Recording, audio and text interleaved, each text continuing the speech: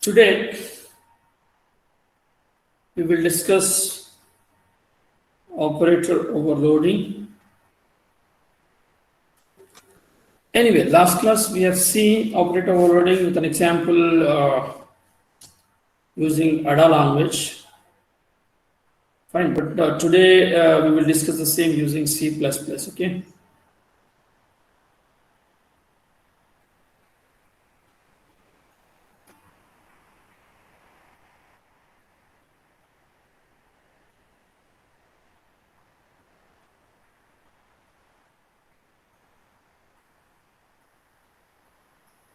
We'll take matrix example.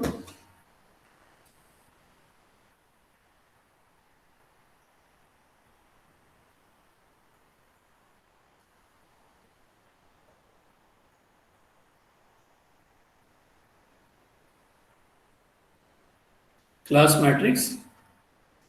Here we'll have an array, two-dimension array. That is our matrix of, let us say, some 2 by 2 size.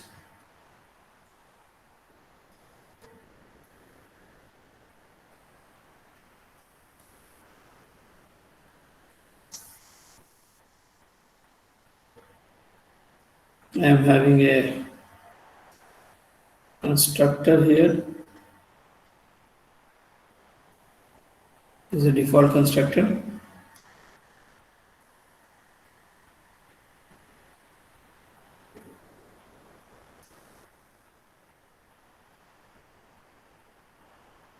Constructor should be declared under public mode, right?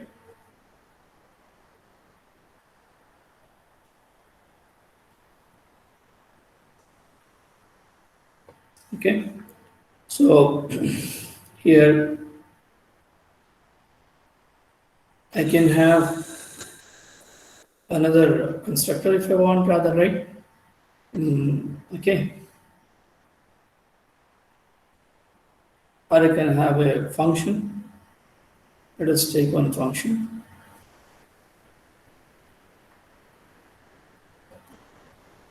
Read function.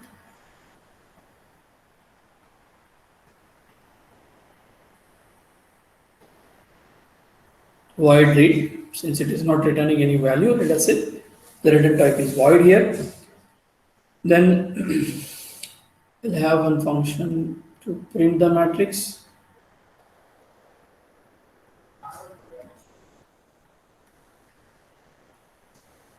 Then here I wanted to have one function to perform the operation on matrices. Let us say addition operation. So this operation looks like very similar, notation when I am performing it on the built-in types, right? So here I am having an operator keyword, okay, available as part of C++, followed by the operator symbol.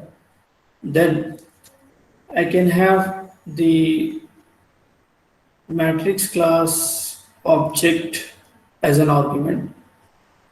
Okay.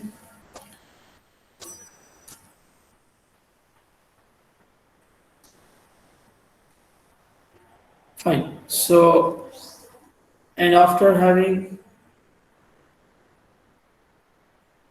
the operation being performed, let us say it returns the matrix kind itself. Okay. Matrix reference or matrix you can have, right? So here you can see the function name is operator plus.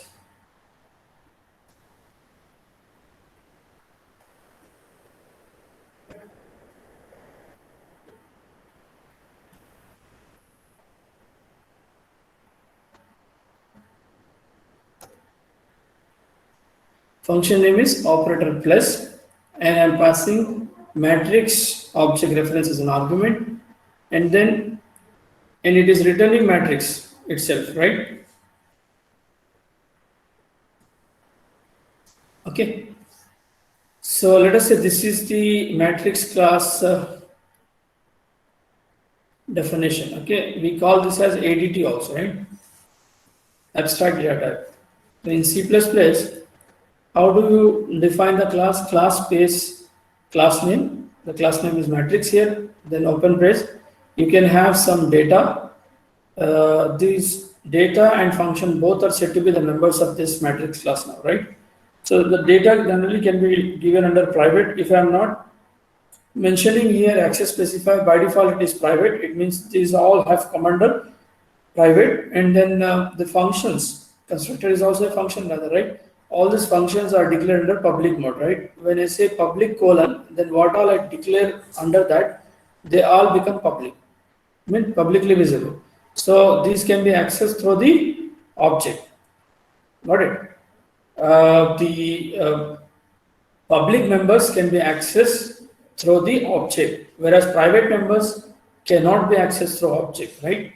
But rather they can be accessed within the functions of the same class. Okay, so I have declared one class ADT, that is matrix class. Now we'll define the code for this functions in the next page. So when you define the source code of the function of a class outside, how do you bind it to the class with the help of scope resolution operator? So let us first write the code for the constructor, default constructor. You don't have return type, so just leave it, and followed by the class name. Class name is matrix. Return type, you don't have the matrix class. Then you have the scope resolution operator. Double colon is the scope resolution operator. Followed by the function name. Function name is same as the class name because it's a constructor, right? Constructors will always be given the name of the class, right? And it's a default constructor, so there are no arguments in it. Now inside this, I want to initialize the entire matrix with some zero values. You want to give some values to the matrix at the two-dimensional. This M is a two-dimensional array which is said to be the matrix, because matrix will have rows and columns. Matrices are represented with the help of two-dimensional arrays, rather, right? So initially, when you just declare, what happens? It gets some garbage value. But then, if you want to initialize some your desired values, you can do it with the help of this constructor. Let us initialize it with zeros, rather, right? So for I equal to 0, I less than 2. I plus plus, for j equal to 0, j less than 2, j plus plus, you are initializing m of ij, m of I j equal to 0, okay. Then you terminate this constructor. Is the code. So in this constructor, what we have done, we have initialized the entire matrix with 0 values. Okay. Now we'll write the code for the next function, that is read function. What is that we have here? A read function, right? So what is the return type of the read function? Void. So how do you write the code of the same outside when you're writing? First you write the return type. Return type is void. Then followed by space, followed by the class name is matrix, then scope resolution operator, then function name is read. Okay, then you will write the code inside. You want to read the values for the matrix, so you first ask the user to input the values. Okay, so yes, telling the user enter matrix of order 2 by 2, right? Of order 2 by 2, okay. So now we are going to read the same. To perform any operations on two-dimensional arrays, you need how many loops? 2 for loops, right? So this is the outer for loop, and then I have inner for loop, right?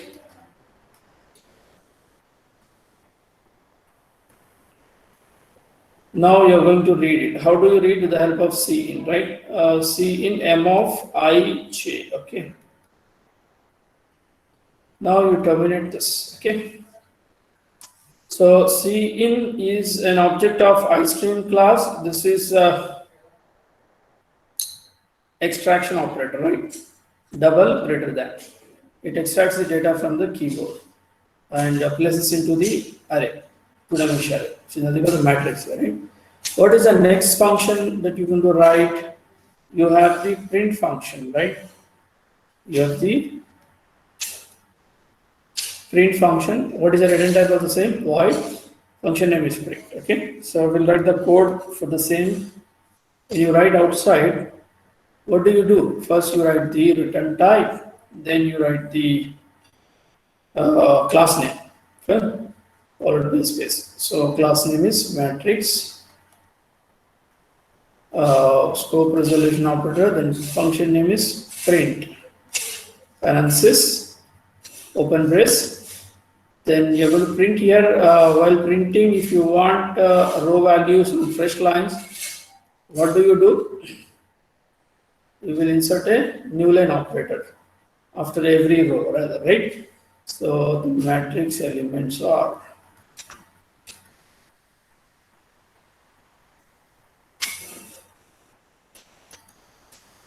okay. So here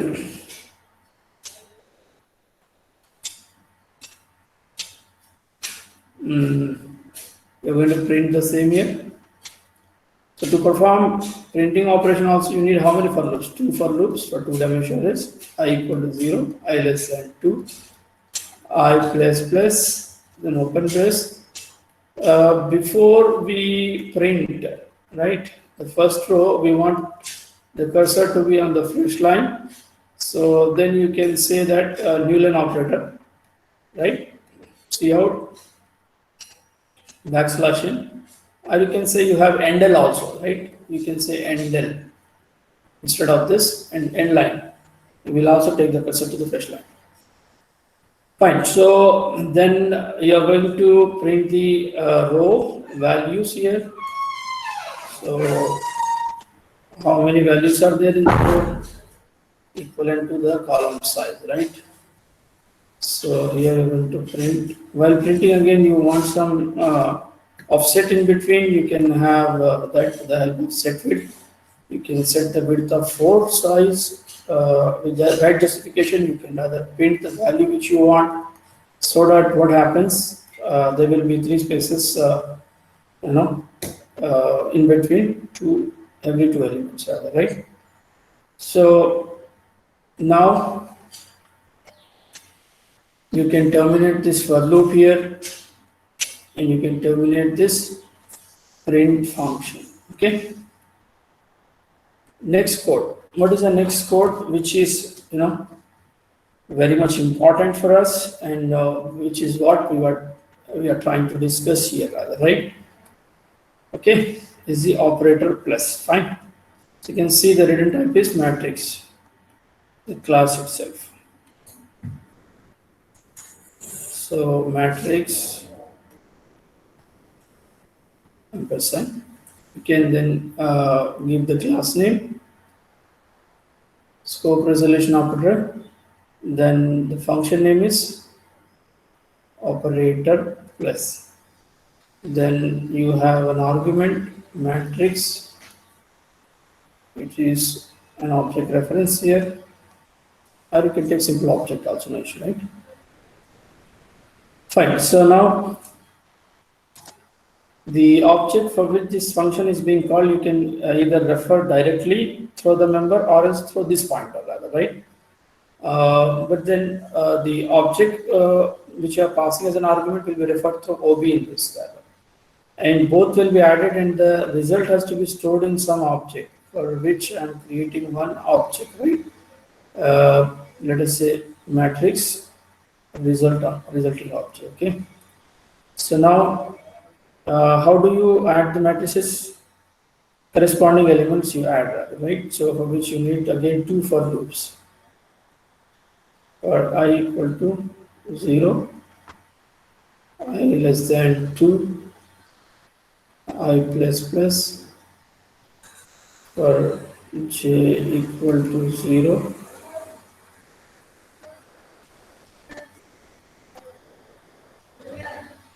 equal to 0, j less than 2, j plus plus. Now you're going to add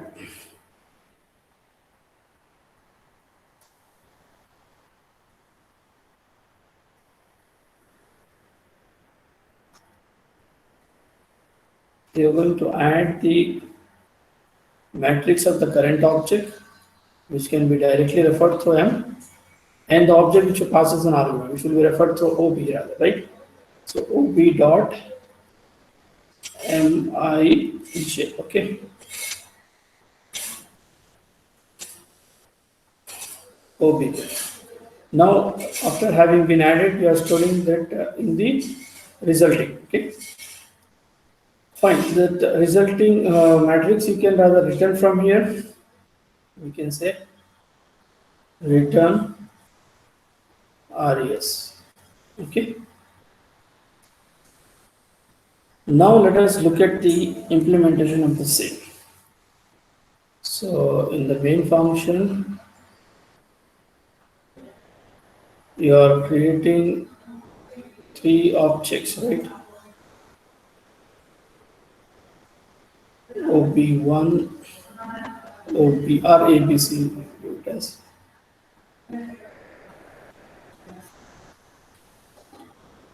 A, comma, B, comma, C. Let us say 3 objects you have created of matrix kind. Now you want to read matrix A, for which you have a function read as just say A dot read. Matrix will be read for A object, then B dot read, second matrix will be read. Now you want to perform the operation, that is addition on AB, and the result you want to store it in C, okay? That's it. Okay, and then C is having the result, so you want to print the same, just say that C dot print, okay? So now if you look at here, this particular statement, how is it looking like? C equal to A plus B, like when you are performing the addition operation on built-in types. Fine, but AB, are they built-in? No, they are matrix kind, which are nothing but user-defined data types, right? They are objects of matrix classes. So this kind of provision, is it available in other languages? Let's see, you don't have, right? In C++, it is allowed since it is providing operator overloading concept, rather, right? In Java also you don't have this provision, right? Because Java also doesn't provide operator overloading concept. So when the operator is being applied over the user-defined type in a very similar fashion that of built-in types, okay, then we say it is being overloaded. And see how this is all being taken care. Just we'll trace the program and see how is it happening, right?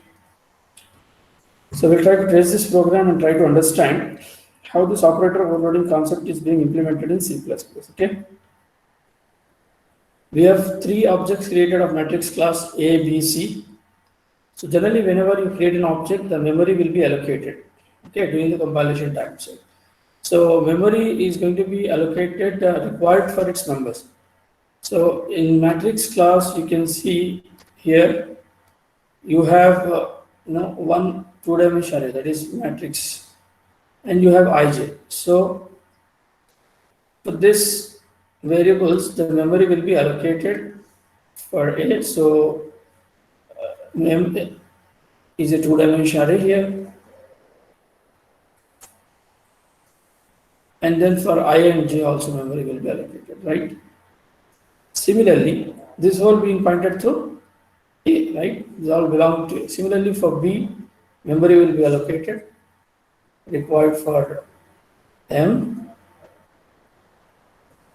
and ij. Similarly, for C, memory will be allocated required for M and I and j, right? Now we are calling read function through A. So what read is doing here? Read is accepting the values for the matrix, right? So how many times this is going to be executed? 4 times, right? Outer loop, for each iteration of outer loop, inner loop is going to be executed. So how many iterations for outer loop? 2. And for inner it is 2. So 2 to the 4 times. So what happens when this whole is going to be executed? It will accept the values for M00, M01, M10, M11, right? So here the values are going to be, let us say, read 1, 2, 3, and 4. Similarly, read function is called throw B. Again, the values are going to be read. Let us say the same 1, let us say 0 and 0. Also 2, 3, 4, no issue, right? Values read. Now here you can see C equal to A plus B. This statement when comes, okay, what system does is plus is an operator symbol. Fine. This operator symbol is implemented with certain functions as part of the language compiler, right? So the plus operator is defined for all built-in types in the form of a function.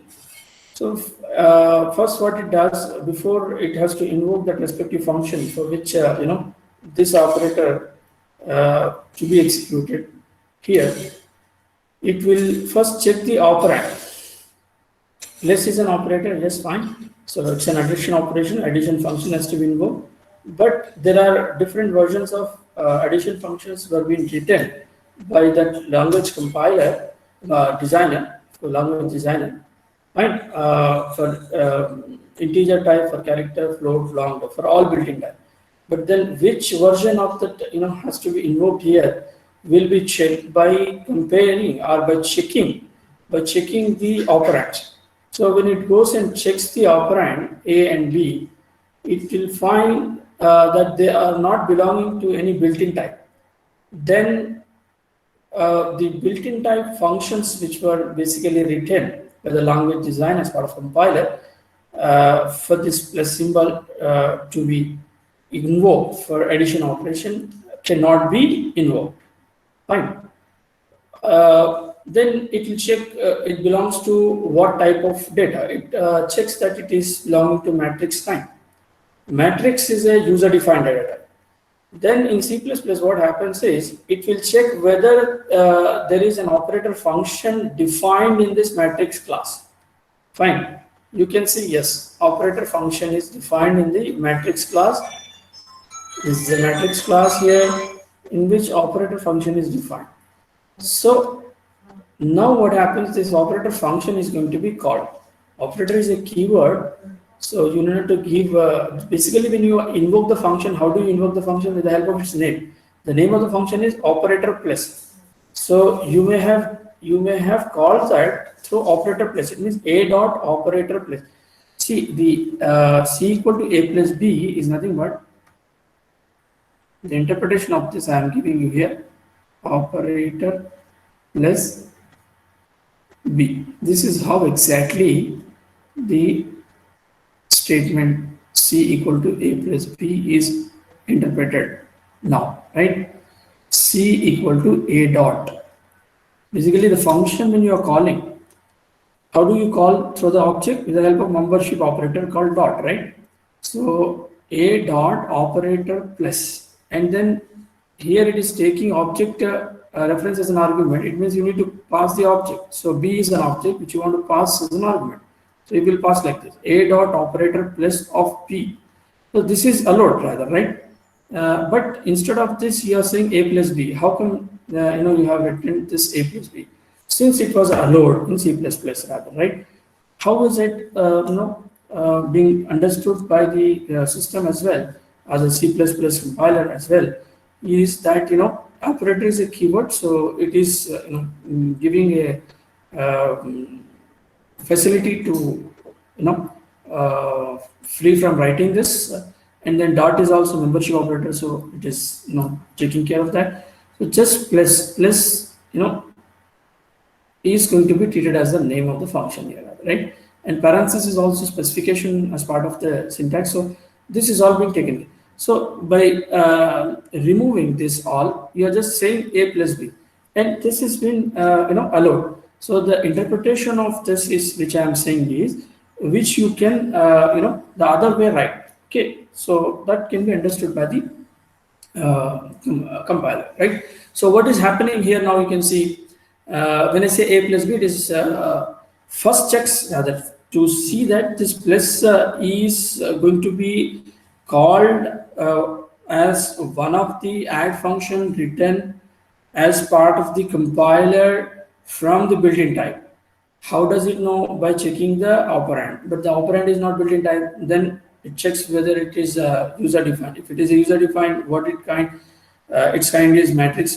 Does that matrix has this operator function defined? Yes, it is defined. Then it will call the same. Fine. So it means now, how does it happening here is this plus is nothing but the operator plus function, which is going to be called for A, which is going to be called through A, and you're passing B as an argument to it, right? You're passing B as an argument. It means when you're saying OB, this OB is referring whom? B, right? And when you just say M, it is referring to whom? A, because to whom you are calling it A. So the direct number is belonging to the object to which this function is called. Fine. So now what happens, this operator plus function is being called for A and by passing B as an argument. So when I say OB dot M, which is nothing but B dot M. If I say M, that is nothing but A dot M. So these two are going to be added, right?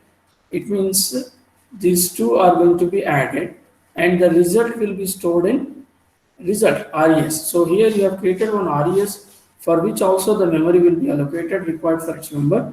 Here you have one two-dimensional array, so for two-dimensional memory will be allocated, and then you have ij. Fine.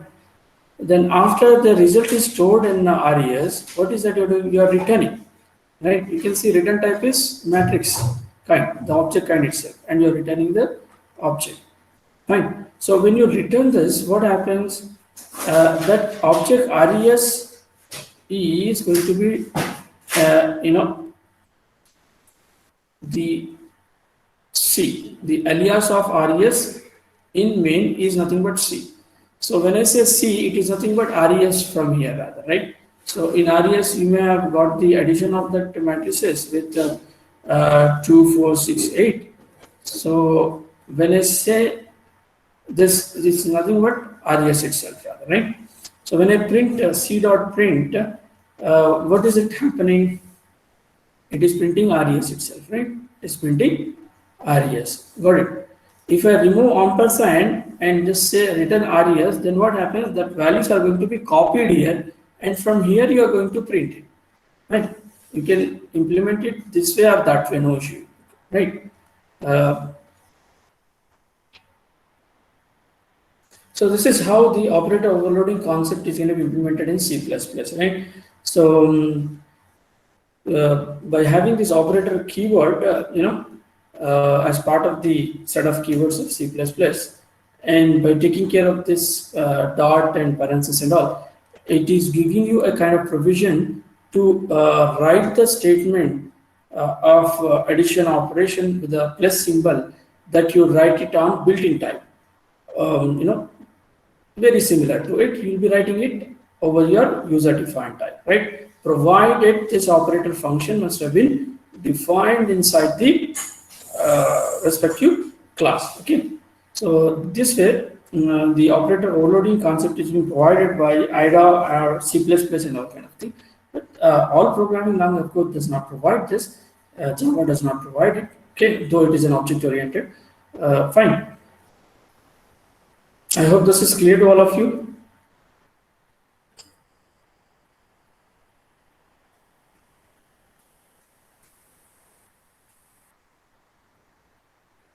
Yeah. Now we move on to the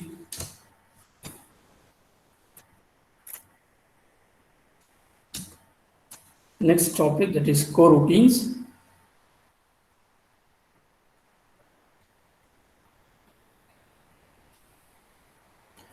So an overloaded subprogram is one that has the same name as another subprogram in the same referencing environment, right?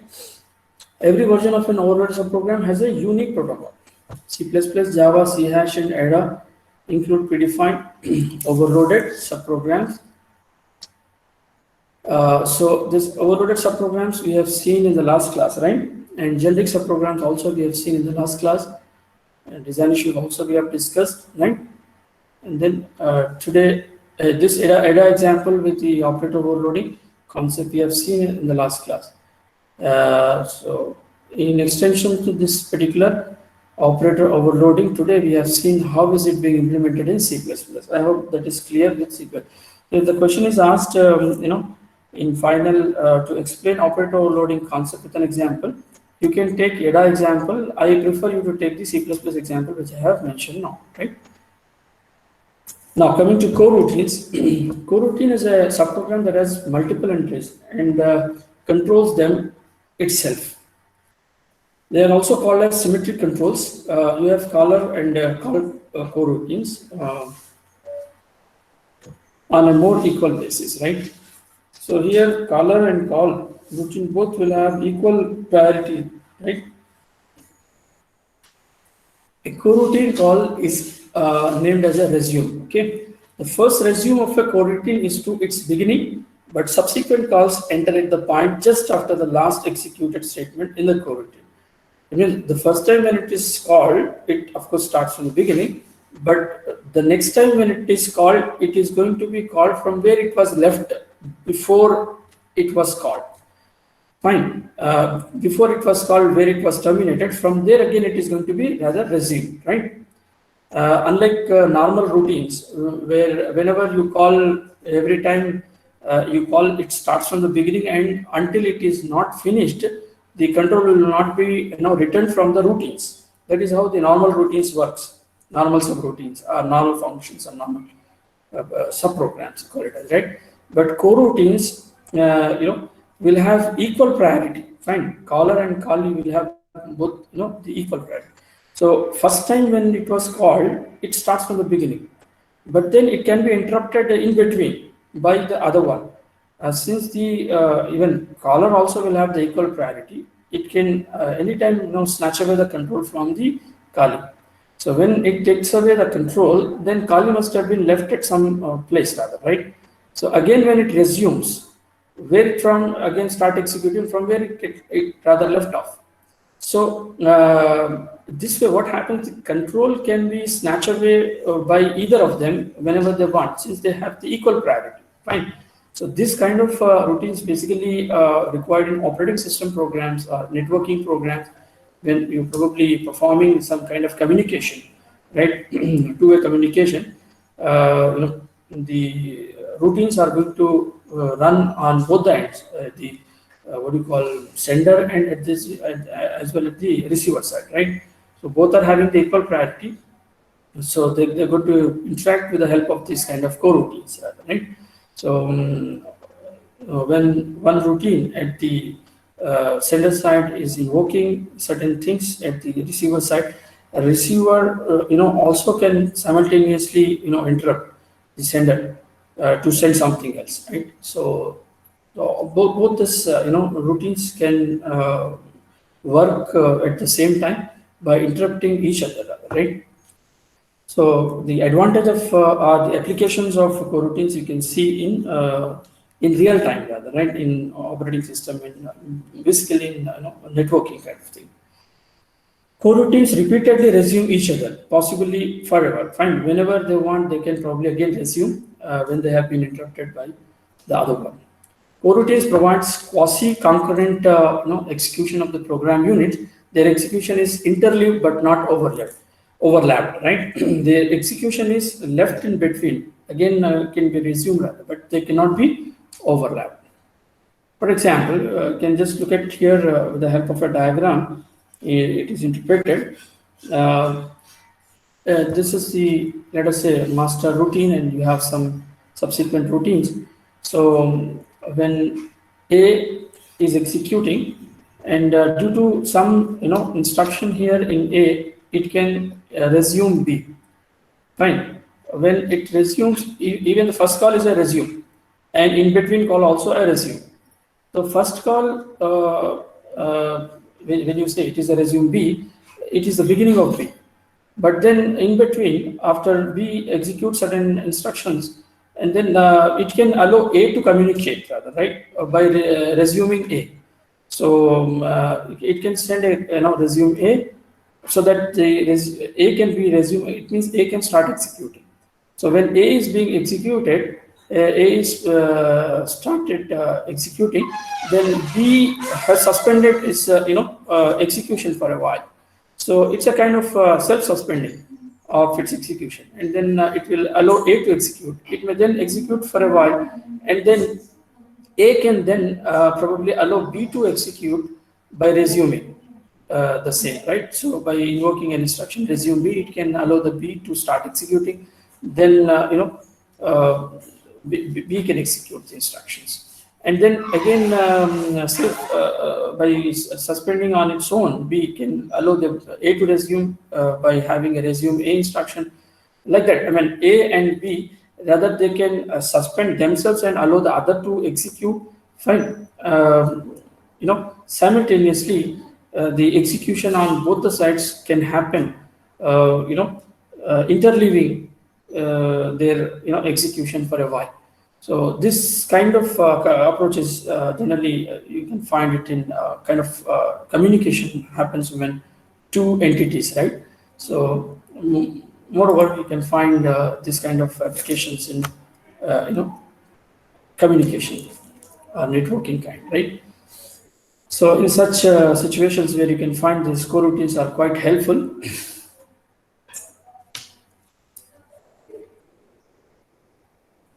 So coroutines can, of course, rather work with loops also.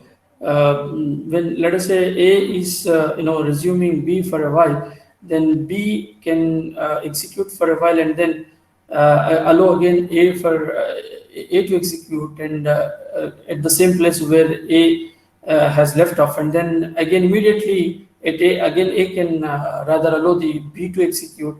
That way, when A immediately when gets its execution time for a while without having executing its own instruction, it can immediately allow the B to execute.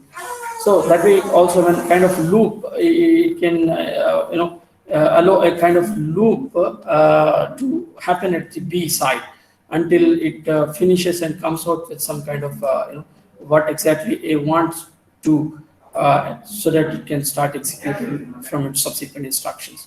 Fine. So this kind of situation also is possible here with the help of coroutines, right? So so coroutines are quite helpful in communication or networking where more than one routine are being executed parallelly by allowing the other routine to execute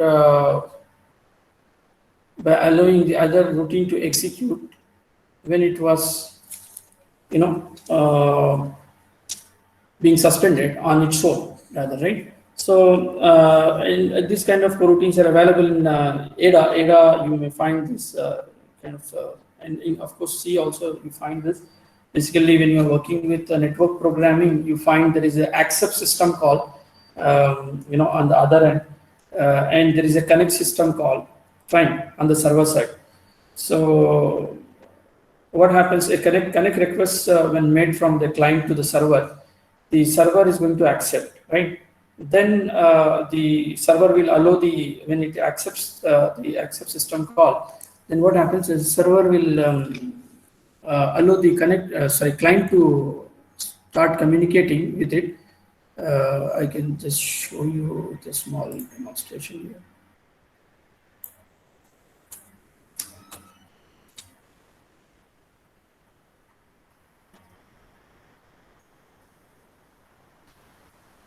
Like you have a client and you have a server. Okay. So on client side, client will send one connect request to the server. There is one accept system call at the server side. It works with the looping kind, which I have just now defined. Say there could be multiple clients here, right? So a client when sends the connect system call to the server side, server will accept. Fine. Server when accept it, what happens? It will allow the client to start communicating. It can send some data to the server. Then probably server again after receiving it, it will again allow the client to communicate. So what happens? The communication is going to be happened here parallelly, right? So both are in execution. Both are in execution.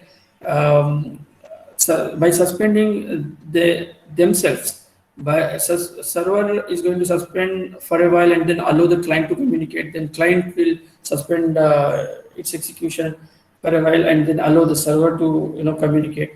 So the parallel kind of communication we can probably perform with the help of system calls, right? This is generally not possible with the user-defined functions in C. They are being implemented in C with the help of system calls, right? The difference between the system call and a function is being invoked by the user, but whereas the system call is being invoked by the operating system, and it is going to be executed in the kernel mode. There are two modes you find, right? When you switch on the system, as I told you in the very beginning class, there is one mode called supervisor mode or kernel mode, right? Supervisor or kernel mode, and then user mode.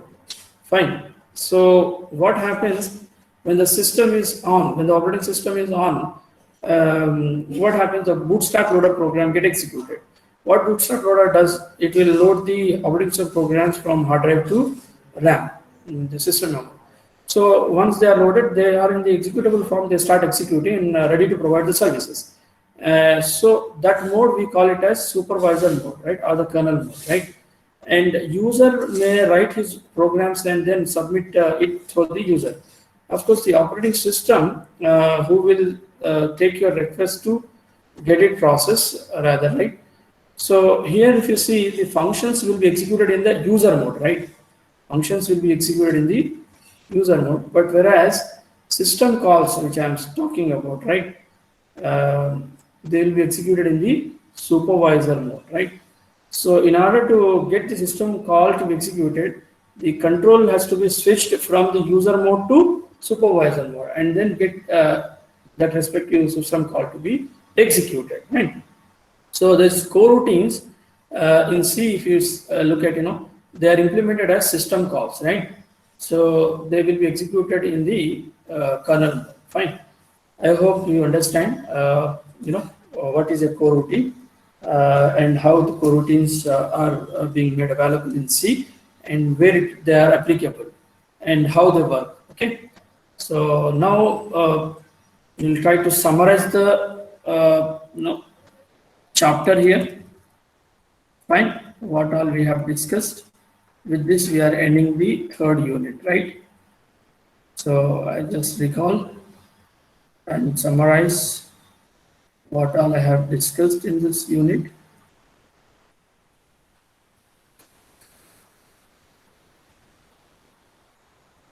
A subprogram definition describes the actions represented by the subprograms. Subprograms can be either functions or procedures. Local variables in subprograms can be stack dynamic or static. Fine. But most of the functions will take stack dynamic. If you go with static, what happens? Recursion is not allowed, right? But you can see in C++, recursion is allowed. It means they are stack dynamic. So three models of parameter passing we have seen: in mode, out mode, and in out mode. Fine.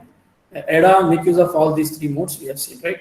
And the parameter passing methods also we have seen: pass by value, pass by name, pass by result, pass by copy. These all we have seen. Fine. Pass by reference. Some languages allow operator overloading, like we have seen C++, ADA will allow the operator overloading. Using operator overloading, you can have the same kind of feeling of executing the operations like how you perform on built-in types. when you get the feeling of the same kind of approach on user-defined data type, like how we perform on built-in types rather, right? Subprograms can be generic. They can be declared without having been specified with certain data types. Fine, like how that is possible in C++ with the help of templates. Similarly, Ada also allows this generic subprogram we have seen. And coroutines. Coroutine is a special subprograms with multiple entries having the equal priority on both the ends. Fine. So anyone can allow the other one to rather execute by resuming it. Fine. Every call is a done with the help of resume. The first resume is with the beginning, and the remaining are from where it rather left off. Fine. So these are quite helpful in network communication, and they are implemented in C with the help of system calls. We have said, right. The difference between the system call and a function is system call are going to be executed in the kernel mode or the supervisor mode, whereas our functions as a program will be executed in the user mode. I hope this is clear to all of you. This is the summary of third unit. Fine. So probably next class we will start the fourth unit. Okay. Any doubts till here?